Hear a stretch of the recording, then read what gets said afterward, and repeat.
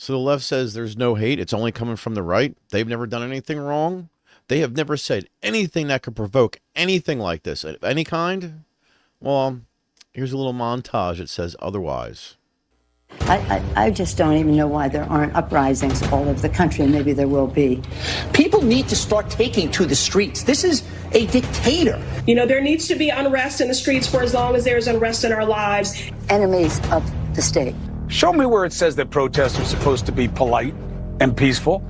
Do something about your dad's immigration practices, you feckless. When they go low, we kick them. How do you resist the temptation to run up and wring her neck? The biggest terror threat in this country is white men, most of them radicalized up to the right. I thought he should have punched him in the face. I said, even if you lost, he insulted your wife. Yes. He came down the escalator and called Mexicans rapists and murderers. He said, well, what do you think I should have done? I said, I think you should have punched him in the face, and then gotten out of the race. You would have been a hero.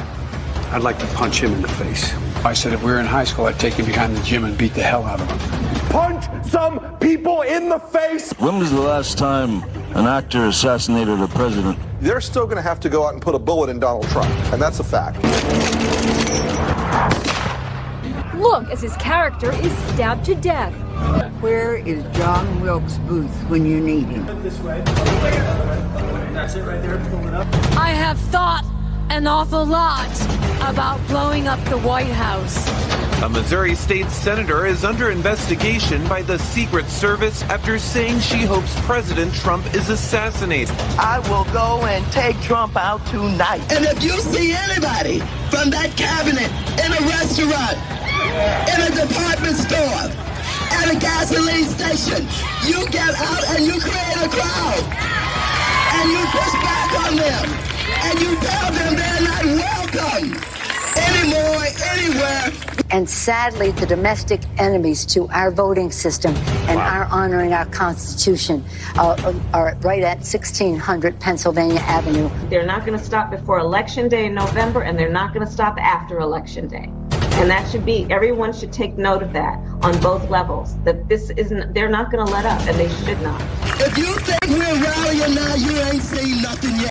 So, that's the nonviolence that they have spoken of. They have never said anything hateful of any kind. They've never done anything to get us to this point. It's solely the right.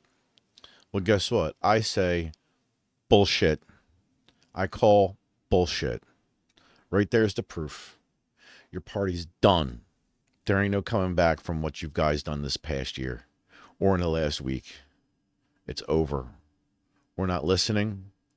We tried to have a conversation. You killed the one man that was doing that. You made it clear you don't want to have a conversation. You only want to be heard. Well, guess what? Your party's done. It's going to fade into non-existence. We're going to vote you out of office everywhere you are until there is none of you left. That's what's going to happen. And this country is going to get back to God the way it should be.